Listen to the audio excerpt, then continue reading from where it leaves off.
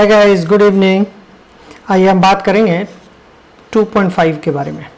इससे पहले मैंने सारा एनसीईआरटी के जितने सारे क्वेश्चन है वो सारे क्वेश्चन को कर चुके हैं। इवन ऑल्सो कि जो इंटेक्स्ट क्वेश्चन भी था उसको भी कर चुके हैं। तो प्लीज़ अगर आप वीडियो नहीं देखें तो आप देख लें, और मैं डिस्क्रिप्शन बॉक्स में उस सब जितने सारे वीडियो हुए हैं सबका लिंक मैं दे दूंगा डिस्क्रिप्शन बॉक्स में। एक सबसे अच्छा ये है कि जो लेक्चर नंबर 1, अगर मैं ऐसा लिखा हूँ लेक्चर नंबर 1, तो उस लेक्चर नंबर 1 में मैंने क्या क्या पढ़ाया है, एनसीईआरटी का क्या क्या पॉइंट डिस्कस किया है, उन सारी चीज़ों को मैंने डिस्क्रिप्शन बॉक्स में दे दिया है। तो अकॉर्डिंग टू यू, अगर आपको जो रिक्वायरमेंट है उसके अकॉर्डिंग आप देख सकते हैं। लेक्चर नंबर 1 देखना है, लेक्चर नंबर 2 देखना है, जो देखना चाहते हैं उसे आप देख सकते हैं। ठीक है, चलिए स्टार्ट करते हैं। राइट,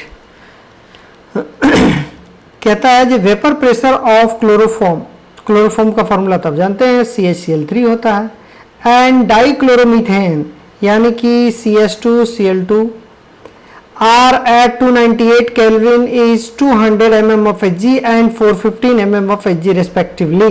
ठीक है, calculate the vapour pressure of the solution. ठीक है, prepared by mixing of 25.5 gram of chloroform and 40 gram of क्या डाइक्लोरोमीथेन एट 298 केल्विन। और सेकंड में पूछा है जो mole fraction of each component in the vapour phase. ठीक है, तो ये तो क्वेश्चन समझिए। पहले यहाँ पे क्या क्या चीजें आपको समझने की जरूरत है। CH-Cl3, इसके लिए वेपर प्रेशर कितना दिया हुआ बोलो, P0 हो जाएगा, P10 मान लेता हूँ या P20 कुछ भी मान ले, तो कितना हो जाएगा 200 mm ऑफ Hg। ये तो हमको पता है क्योंकि ये गिवन है। नेक्स्ट में दिया हुआ है डाइक्लोरोमीथेन के बारे में, C2H-Cl2 के लिए तो P20 इक्वल टू क्या लिख देंगे यहाँ पे 415 mm ऑफ Hg। ये दो चीजें देने के बाद आप एक चीज आपको पता चल रहा होगा जो किसका वेपर प्रेशर ज्यादा है। किसका वेपर प्रेशर ज्यादा है, P2 का, यानी कि P1 का कम है। इसका मतलब जो P2 is the more volatile, दिया जाता more volatile as compare to the first one. Yes और नो? यस। यहां से एक चीज सीखा, अब सॉल्यूशन जब बनाना होगा तो अगर इसमें केवल और केवल क्लोरोफॉर्म रख दें तो भी सॉल्यूशन नहीं होगा, और केवल डाइक्लोरोमीथेन रख दें तो भी सॉल्यूशन नहीं होगा। तो हम क्या करते हैं, इन दोनों को मिक्सअप करते हैं एक सिंगल कंटेनर में। ठीक है, अब ये क्या हो जाएगा, ये हो जाएगा एक सॉल्यूशन। कब होगा, जब जो होमोजीनियस मिक्सचर बनेगा तब। ठीक है, अब इस क्वेश्चन में आपको गिवन है, यहां पे मैं हटाता हूं, ये देखो ये क्वेश्चन में क्या गिवन है, जो यहां से ये दो चीजें मैंने डाला। पहले डाला क्या, क्लोरोफॉर्म डालते हैं, तो कितना डाला भाई, क्लोरोफॉर्म लिखा हुआ है 25.5 ग्राम। ठीक है, यहां से डाइक्लोरोमीथेन डाला गया है, तो कितना डाला गया है भैया 40 ग्राम। ये 40 ग्राम डाला हुआ है। तब यहां पे एक सॉल्यूशन है, लेकिन 298 केल्विन पे दिया है। अब राइट नाउ ये सॉल्यूशन तो बन गया, सॉल्यूशन बन गया। तो मैं आपसे पूछता हूं जी, इसका CH-Cl3 इसका क्या हो जाएगा, आपको मोलिकुलर मास क्या हो जाएगा, और डाइक्लोरोमीथेन CH2Cl2 इसका मोलिकुलर फॉर्मूला क्या होगा। तो यहाँ पे मैं देख लीजिए, यहाँ पे लिखा हुआ है molecular mass of this is equal to कितना हो जाता है 85 ग्राम पर मोल, और मोलर मास या molecular mass equal to CH-Cl3 equal to क्या होता है 119.5 ग्राम पर मोल। ठीक है, ये तो आपको ये चीजें पता चल गया। इतना अगर आपने ग्राम मिलाया है तो हमने नंबर ऑफ मोल बराबर क्या होता है, वेट बाय मोलिकुलर मास या मोलर मास, जो भी कहिए भाई। मोलर मास तब बोलते हैं जब ये 1 मोल ही होता है। 1 मोल कोई कंपाउंड होता है उसको मोलर मास बोलते हैं, उसको मोलिकुलर मास बोलते हैं, कुछ भी बोलते हैं। ठीक है, तो यहाँ पे मोलर मास इक्वल क्या होता है, मोल्स ऑफ CH2Cl2 के लिए 40 डिवाइडेड बाई 85 हो जाएगा, क्योंकि जो आप देखते हैं तो ये इतने मोल हो जाएंगे। इस तरीके से क्लोरोफॉर्म भी निकालेंगे, इतने मोल हो जाएंगे। दोनों निकालने में टोटल नंबर ऑफ मोल मिल जाएगा। क्या ये टोटल नंबर ऑफ मोल इस सॉल्यूशन में प्रेजेंट है, कितना प्रेजेंट है भैया 0.683 मोल प्रेजेंट है। ठीक है, इतना मोल प्रेजेंट है। अब मोल फ्रैक्शन इसमें से क्या होगा, अगर क्लोरोफॉर्म की मोल फ्रैक्शन की बात करें तो भी, और क्या बोलेंगे डाइक्लोरोमीथेन का मोल फ्रैक्शन क्या होगा, ये दोनों निकाल सकते हैं। Number of mole divided by, जिसका बोलेगा उसके लिए ऊपर में नंबर ऑफ मोल रखते हैं, डिवाइडेड बाय टोटल मोल कर देंगे, तो ये हो जाएगा मोल फ्रैक्शन, ये हो जाएगा मोल फ्रैक्शन। राइट, दोनों का मोल फ्रैक्शन आपको पता चल गया सॉल्यूशन में, ये सॉल्यूशन में दोनों का मोल फ्रैक्शन कितना है। ओके, अब क्वेश्चन में क्या बोला है, calculate the vapour pressure means what, ये एक क्लोज कंटेनर तो होगा ही होगा। अब देखिए यहाँ पे ये अगर सपोज दैट यहाँ से रख दिया, ये ऐसे कर दिया, तो ये वेपर के फॉर्म में यहाँ पे बनेगा, यहाँ पे वेपर के फॉर्म में, तो ये इक्विलिब्रियम यहाँ से और यहाँ से इक्विलिब्रियम एस्टेब्लिश करेगा, क्योंकि जो कुछ मोलेक्यूल जो होता है ऊपर उड़ के जाएगा और कुछ गैसियस मोलेक्यूल कंडेंस होकर वाटर में आएगा, तो क्या हो जाएगा, इक्विलिब्रियम का फॉर्मेशन कर देगा। तो क्वेश्चन में देखिए क्या बोला है, कैलकुलेट, क्या निकालना है, vapour pressure of the solution prepared by mixing of, यानी कि सॉल्यूशन का वेपर प्रेशर मींस व्हाट, इसका वेपर प्रेशर क्या होगा। तो हम क्या फॉर्मूला पढ़े थे बोलिए, पी टोटल, यानी कि pressure total pressure is equal to P1 not plus P2 not minus P1 not into x2। पहला ये आपको एनसीईआरटी में ऐसे दिया, लेकिन अगर आप निकालते हैं ना तो P टोटल इक्वल टू एक और आ जाता है P2 not plus P1 not minus P2 not into x1। कोई भी इक्वेशन नंबर 1 में या इक्वेशन नंबर 2 में किसी में पुट कर दीजिए। These are the mole fraction of the solution, ठीक है। तो x2 का मोल फ्रैक्शन पता ही है आपको, x2 का मोल फ्रैक्शन क्या होगा, और प्योर वेपर फेज में बता दिया है सब कुछ। तो देखिए पुट कर दीजिए, आंसर आ जाएगा आपके पास। तो यही फॉर्मूला हम इस्तेमाल कर लें, तो यहाँ पे देख लीजिए P1 plus P2 not minus P1 not into x2 equal to देखिए 200, 150, 450, 15 और यहाँ पे 200। ये देखिए ये कुछ भी नहीं किया, ये केवल वैल्यू पुट किया गया है और ये मोल फ्रैक्शन दिया हुआ है। These are the mole fraction of, किसका है भैया, ये किसका है, x2 मानते हैं, यानी कि बोले तो क्या, डाइक्लोरोमीथेन का है। और डाइक्लोरोमीथेन का ये देखो मोल फ्रैक्शन ये वाला है, तो ये वाला मोल फ्रैक्शन यहाँ पे पुट कर दिए। जो भी वैल्यू आएगा आपके पास क्या आ जाएगा, 347.9 mm of Hg, mm of Hg। ये नहीं समझना, ये mm ऑफ Hg मतलब क्या होता है, दीजिए द यूनिट ऑफ प्रेशर। ये प्रेशर का यूनिट है, मैंने बताऊंगा जब प्रेशर का यूनिट कितने होते हैं जब गैसियस स्टेट पढ़ाएंगे। तो बस इतना ही जान लीजिएगा, जो 1 atm बराबर होता है 760 mm ऑफ Hg होता है। तो क्या ये 1 atm के बराबर है क्या, ये वाला 1 atm का बराबर है क्या, ये वाला 1 atm का बराबर है क्या, नहीं 1 atm से कम है, ठीक है। तो पहला का आंसर तो मिल गया मुझे, फर्स्ट का आंसर हमने निकाल दिया। सेकंड का आंसर देखते हैं क्या लिखा हुआ। सेकंड का आंसर में क्या लिखा हुआ, मोल fraction of each component in the vapour phase. Vapour phase में जाएगा तो वेपर फेज में क्या होगा, देखो यहाँ पे हमने बात किया भी था पिछले क्लास में। अगर आप नहीं देखे हैं वीडियो तो आप जा करके देख ले, पहले मैंने डिस्क्रिप्शन बॉक्स में लिंक दे दूंगा, ठीक है। ये देखिए ये वेपर बना है, ऊपर वाला ये जो वेपर बना है, इस वेपर में क्या हो जाएगा कि जो हमने बताया था इसमें मोल फ्रैक्शन अगर x1 है और x2 है, तो इस वेपर के केस में y1 मान लीजिएगा और y2 मान लीजिएगा। चूंकि एनसीईआरटी ने y1 y2 माना है तो मैं भी मान लिया, लेकिन कुछ भी मान सकते हैं आप, ठीक है। तो चलिए इसके इजी होने के लिए y1 और y2 मान लिया, ठीक है। ये जो गैसियस फेज है इसके लिए हम लोग क्या पढ़ते हैं, it's a Dalton's law. Dalton's law ये वंस अगेन गैसियस स्टेट में पढ़ते हैं, और ये जो होता है लिक्विड फेज में होता है that's the Raoult's law. Raoult's law इसके बारे में भी हम डिस्कस कर चुके हैं। ये हमारे पास डाल्टन्स लॉ के इस्तेमाल करते हैं, ये राउल्ट्स लॉ के इस्तेमाल करते हैं, दोनों के बारे में जानते हैं। पहली बात, इसमें पूछा है मोल फ्रैक्शन, इस केस में यानी कि गैसियस केस में, तो आप मोल फ्रैक्शन निकालने के लिए तो क्या जानते हैं, y of i equal to p of i divided by p total. Actual में ऐसे होता है, किसी का भी पार्शियल प्रेशर निकालना तो p of i equal to होता है y of i, these are the mole fraction in the vapor phase into p total। अब आपको ये चीजें हमेशा तोता की तरह रटना नहीं है, आपको क्या करना है, ये y of i का मतलब क्या हुआ, these are the mole fraction in the vapor phase and these are the mole fraction, these are the total pressure। Total pressure कौन सा, यहाँ पे जो वेपर में बना है उसके लिए। तो बोलता है, बताइए जी इसका पार्शियल प्रेशर क्या होगा। तो आपको क्या पता है बोलिए, यहाँ पे ये देखिए, ये वेपर प्रेशर के केस में यहां से उठ के जाएगा, यानी कि इसमें जा रहा है, तो क्या सीन बनेगा। हमने क्या देखा, दो डाला था मैंने, कौन कौन सा, क्लोरोफॉर्म भी डाला और क्या डाला, डाइक्लोरोमीथेन। लेकिन अगर मेरे को ये P1 की बात करूं तो that is equal to PY1 into P total. ये P टोटल किसके लिए बात करूंगा मैं, ये पी टोटल जब हम बात करेंगे तो किस केस के लिए बात करेंगे, these are the mole fraction of किसका, these are the mole fraction of किसका, x1 का, यानी कि ये 1 का, यानी कि ये x1 जो सॉल्यूशन में पड़ा था, जो सॉल्यूशन में दिया। अब राइट नाउ इसके लिए मोल फ्रैक्शन की बात कर रही है। देखो यहाँ पे मोल फ्रैक्शन हमको बात करना है इस केस में क्या होगा। तो यहाँ पे देखो इधर सी हियर, यहाँ पे देखिएगा हमने देख लिया क्या, y1 इज इक्वल टू क्या हो जाएगा, pi divided by p total. ये हमने फॉर्मूला जानते हैं, और कब जानते हैं, in case of the vapour phase. ठीक है, तो ये फॉर्मूला यहाँ पे पुट कर दिया। We can calculate the total mole fraction of the component in the gaseous phase y1, ये y1 is the gaseous phase में। तो p ऑफ i बराबर क्या हो जाएगा, ये देखिए पार्शियल प्रेशर ऑफ द, क्या लिखा हुआ है, डाइक्लोरोमीथेन के लिए। तो हमने क्या लिखा, partial pressure of dichloromethane, and that is equal to partial pressure of dichloromethane is equal to P total into क्या बोलते हैं यहाँ पे, मोल फ्रैक्शन ऑफ 1, ऐसा बोलते हैं, this is the mole fraction of 1। लेकिन यहां पे जब बात करते हैं तो ये सॉल्यूशन फेज में है या किसी और फेज में, बोलो।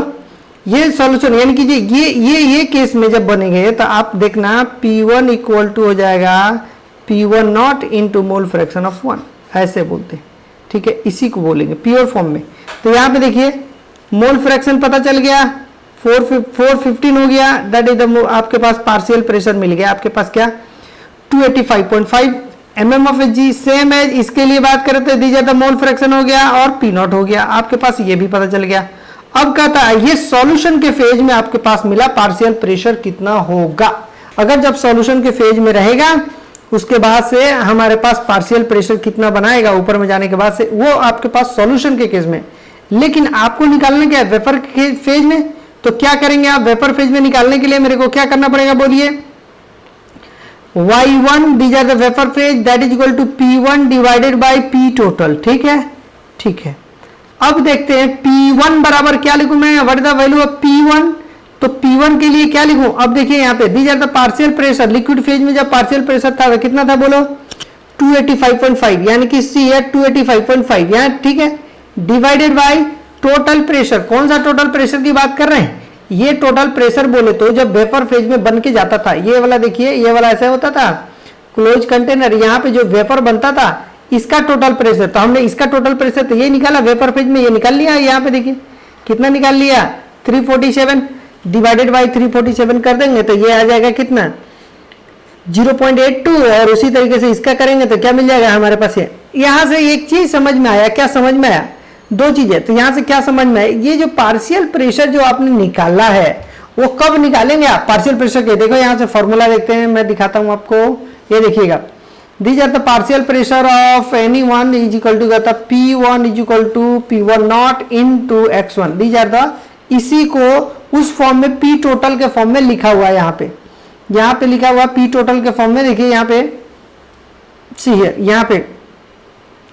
यहाँ पे जो लिखा हुआ ना P टोटल या P1, एक्चुअल में इसका फॉर्मूला जब मैं लिखूं तो ऐसे लिखूं P1 is equal to P1 not into x1, ऐसे लिख दूं मैं। ठीक है, ये वाला का फॉर्मूला ये हो गया। उसी तरीके से इसका भी फॉर्मूला आप जानते हैं। तो हमको क्या मिल जाएगा, पार्शियल प्रेशर कब, जब जो यहां से गैस है, गैसियस स्टेट माने ये गैस इसमें इंटरप्ट, ये ट्रैप हो चुका है और यहां पे जब चला जाएगा वेपर फेज में बना देगा, तब के लिए पार्शियल प्रेशर क्या होगा उसके लिए हमको बता दिया। लिक्विड फेज में डीज आर द x1 कहां पे है, x1 इक्वल टू, इसमें x1 है और ये ओरिजिनल प्रेशर है, तो पार्शियल प्रेशर कितना होगा ये बता दिया। ठीक है, तो पार्शियल प्रेशर आपको ये भी पता चल गया, पार्शियल प्रेशर ये भी पता चल गया। अब बोलता है जब इन दोनों में पार्शियल प्रेशर पता है, P1 भी पता है P2 भी पता है, तो कहता है मोल फ्रैक्शन बताओ। तो mole fraction equal to partial pressure P1 equal to क्या लिख दूं मैं, P1 इक्वल टू कहता है y1 इनटू P टोटल। ठीक है, तो P टोटल कब मिला था मुझे, जब वेपर फेज में बन के गया था, यहाँ पे P टोटल मिला है, ये वाला P टोटल मिला है। ठीक है, तो पुट कर देंगे आंसर, आपके पास क्या हो जाएगा। तो P1 का वैल्यू आपके पास पता है और P टोटल के बारे में पता है। 1 सेकंड में फिर से बताऊंगी, यहाँ पे ये कंफ्यूज नहीं है ना आपके लिए, ये वाला ही फॉर्मूला आप याद रखें तो ज्यादा अच्छा है। क्या लिखेंगे, P1 equal to P1 not into x1। These are the, जब सॉल्युबल होगा, जब गैस कोई सॉल्यूशन बना लेगा, कोई गैस सॉल्यूशन में बना लेगा, तब का क्या पार्शियल प्रेशर होगा और टोटल प्रेशर यहां से निकाल लेंगे और उसके बाद से मोल फ्रैक्शन ऐसे करने। ठीक है, चलिए अब आपको यहां पे एक चीज सीखने को मिला, क्या मिला सीखने को, सी हियर, ये देखिएगा 0.82 और ये कितना है 0.18, ये मोल फ्रैक्शन है ना वेपर फेज में, these are the mole fraction of the किसका भाई, Y2 का है, these are the mole fraction of किसका है, Y1 का, ठीक है। यहां पे मोल फ्रैक्शन किसका है, these are the X2, these are the mole fraction of the X1, ये X2 क्या है, CH2Cl2 है, और ये क्या है, CHCl3 है, ठीक है। उसी तरीके से यहाँ पे मीन्स व्हाट, क्या समझा, यहां पे अगर इसका वेपर यानी कि मोल फ्रैक्शन इसका ज्यादा है, यहां पे इसका मोल फ्रैक्शन ज्यादा है, उसके बाद एक और बात कर ले, यहां पे देख लेते, ये देखो 200 mm ऑफ Hg और 415 mm ऑफ Hg, प्रेशर किसका ज्यादा है, 415 का ज्यादा है, जिसका पार्शियल यानी कि जिसका वेपर प्रेशर ज्यादा होगा, जिसका वेपर प्रेशर ज्यादा होगा उसका मोल फ्रैक्शन यानी कि उसकी सॉल्युबल होने की चांस ज्यादा है। तो ये देखिए सॉल्युबिलिटी इसकी ज्यादा हो गई क्योंकि ये क्या हो गया 0.688 हो गया। ओके, तो जो जितनी ज्यादा सॉल्युबल होगा उतनी ही वो वेपर फेज में भी जाएगा, यानी कि ऊपर इवेपोरेट भी उतना ही करेगा। तो हम तीनों चीजें एक दूसरे से इंटरलिंक्ड है। क्या वोलेटाइल नेचर किस कौन सबसे ज्यादा वोलेटाइल नेचर है, तो P2 is more volatile then P1, ठीक है। मोल फ्रैक्शन सबसे ज्यादा किसका है, X1 इज सबसे ग्रेटर देन X2, और उसके बाद से mole fraction in vapour phase में क्या होगा, तो Y2 is greater than Y1।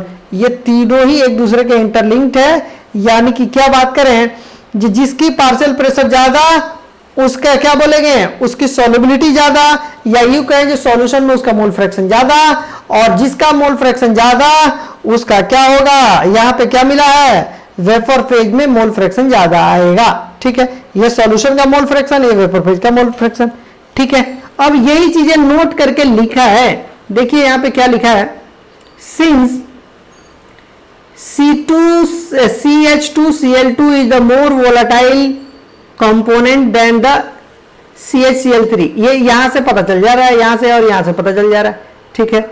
अब ब्रैकेट में लिखा है P0 of CH2Cl2 equal to 415 और क्लोरोफॉर्म का 200 mm। ये आपको बताया है कि ये क्यों ज्यादा होता, मोर वोलेटाइल क्यों होता, इसके बारे में बता दिया ब्रैकेट में लिखे। And the vapour phase is also richer in CH2Cl2, यानी कि कहता है वेपर फेज में भी वही जा रहा है CH2Cl2 जिसका वेपर प्रेशर ज्यादा है, यानी कि वोलेटाइल नेचर जो ज्यादा है, क्योंकि ये यहाँ पे फिर से ब्रैकेट में दिखा दिया है, जो 0.82 जा रहा है, ये 0.18 जा रहा है। तो क्या लिखा है, लास्ट पॉइंट देखिए क्या लिखा है, ये इंपॉर्टेंट है। इट मे दस बी कंक्लूडेड दैट, लेकिन हम लोग इसे कंक्लूड कर सकते हैं एट इक्विलिब्रियम पोजीशन। ऑब्वियस सी बात है, जब भी बात करते हैं तो हमारे पास ये गैसियस स्टेट में है, तो यहाँ पे एक क्लोज कंटेनर होता है, ये जब तक इक्विलिब्रियम नहीं होगा तब तक हम बात नहीं कर सकते, ठीक है। तो कहता है एट इक्विलिब्रियम, देखिए क्या लिखा, at equilibrium vapour phase will be always rich, vapour phase will be always rich in the component which is more volatile. कहता है वेपर फेज में वही सबसे ज्यादा जाएगा जिसकी वोलेटिलिटी ज्यादा होगी, समझ गए, ओके। तो अगर कहीं पे भी डाउट हो प्लीज आस्क मी, कमेंट करेंगे। नेक्स्ट बात करते हैं राउल्ट्स लॉ। राउल्ट्स लॉ क्या पढ़े थे भाई, राउल्ट्स लॉ किसके लिए अभी बात किया था, राउल्ट्स लॉ देखिए क्या लिखा है, Raoult's law is a special case of Henry's law. अभी भैया special case of Henry's law, Raoult's law और हेनरीज लॉ में क्या दोनों में सिमिलरिटी क्या है, तो राउल्ट्स लॉ क्या कहता है, जो P1 equal to P1 not into X1, these are the X1 is the solubility, यानी कि सॉल्यूशन में पड़ा होता है, X1 मोल फ्रैक्शन सॉल्यूशन का है, यानी कि ये राउल्ट्स लॉ हमने बताया था जो ऑलवेज सॉल्यूशन से रिलेटेड होता है, ठीक है। और हेनरीज लॉ क्या होता है, वो भी सॉल्यूशन से होता है, लेकिन उसका केस क्या हो जाता है, कहता है गैसियस स्टेट जो होता है, गैस जो है वो डिजोल्व होता है कहां पे, लिक्विड में। तो हेनरीज लॉ क्या कहता है, P equal to KH into X। तो क्या समझ में आया आपको, यहां पे समझ में आया जो P1 is directly proportional to X1, यहां पे समझ में आया P is directly proportional to X। इसका मतलब क्या हुआ, जो प्रोपोर्शनलिटी, यानी कि देखिए यहाँ पे P1 है तो यहाँ X1 है, सेम है यहाँ पे P1 हो जाता है, यहाँ X1 हो सकता है। अगर दो या दो से ज्यादा गैस हो जाता है तो जिसका पार्शियल प्रेशर ज्यादा होगा उसकी सॉल्युबिलिटी ज्यादा हो जाएगी, ठीक है। तो ये तो दोनों सिमिलर हो गया, जब P1 is directly proportional to x1, और हेनरीज लॉ में भी बोलता है P1 is directly proportional to x1, but इस केस में क्या करेंगे, जब P1 equal to P1 not into x1 कर देते हैं, इस केस में क्या करते हैं, it's a P1 equal to KH into x1 कर देते हैं, ऐसा कर देते हैं ना, ठीक है, यहाँ पे x1 होगा ना, x1 हो, तो इस तरीके से। तो क्या डिफरेंस आया, ये देखो, ये दोनों के दोनों यानी कि KH और P नॉट लगभग बराबर हुआ ना, KH equal to P1 not हुआ नहीं हुआ, हुआ।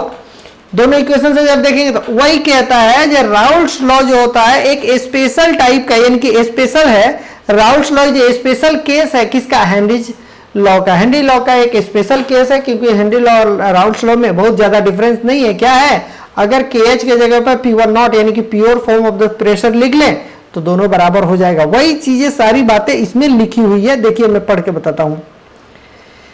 According to the Raoult's law, vapor pressure of a volatile component is given in solution. Is given solution में क्या लिखा हुआ है, is given, यहाँ पे देखिए P1 equal to x1 into P1 not, ये दिया हुआ है, राउल्ट्स लॉ ने दिया है।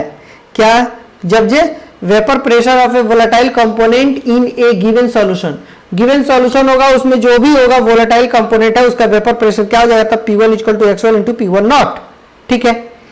In the solution of a gas, कहता है जो वैसा सॉल्यूशन जिसमें गैस का हो, गैस का सॉल्यूशन यानी कि जो लिक्विड है उसमें गैस मिला देते हैं, वही लिखा है in the solution of a gas, gas का सॉल्यूशन इन द लिक्विड यानी कि लिक्विड में गैस मिलाने के बाद one of the component is so volatile, obvious सी बात है, कहता है जब गैस होगा तो ज्यादा वोलेटाइल होगा, is so volatile that it exist as a gas, that exist as a gas, obvious सी बात है, जो मोर वोलेटाइल होगा वो गैसियस फॉर्म में होगा।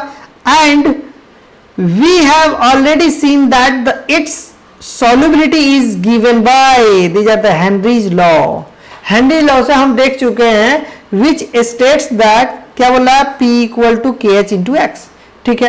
तो हमने क्या बताया, ये नहीं बताया आपको, ये बोला कि जो हमारे पास सॉल्यूशन में कोई भी वोलेटाइल नेचर है, हो सकता है दोनों लिक्विड हो, उसमें से एक वोलेटाइल हो चाहे दोनों वोलेटाइल हो सकता है, कुछ भी हो सकता है उसमें, ठीक है। लेकिन इस केस में कहता है, हेनरी लॉ में कहता है जो मस्ट भी एक गैस होगा ही होगा, वो लिक्विड तो एक है ही, उसमें एक गैस होगा, जो गैस मोर वोलेटाइल नेचर का होगा, तो उसके लिए हेनरी लॉ से बनाते हैं। और इस केस में हमारे पास कुछ भी नहीं पता है कि गैस है कि लिक्विड है, हमारे पास सॉल्यूशन एक बना है, जो कि ये क्या होता है, एक सॉल्यूशन है जिसमें कोई वोलेटाइल नेचर का है, जिसका वेपर प्रेशर हमको बताना है।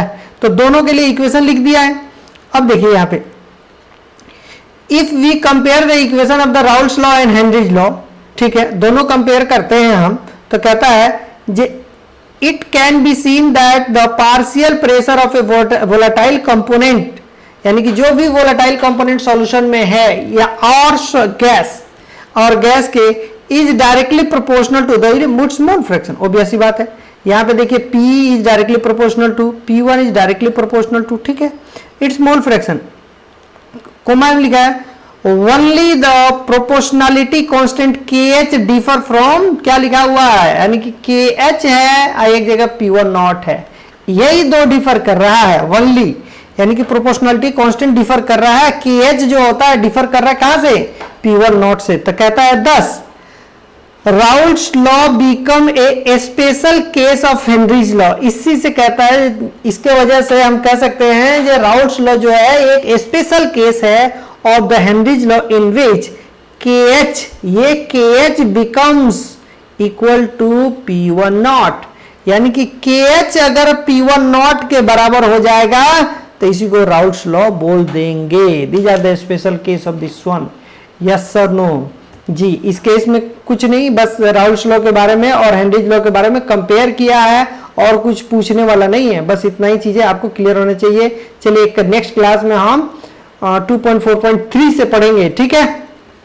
आप देख लेंगे, अगर ये वीडियो आपको अच्छा लगा हो, आपको समझ में आया हो, तो प्लीज आप लाइक कर देंगे, सब्सक्राइब कर देंगे, कमेंट कर देंगे, और उन बच्चों तक जरूर शेयर कर देंगे जिन बच्चों की इसे जरूरत है, ठीक है। चले, ओके, थैंक यू।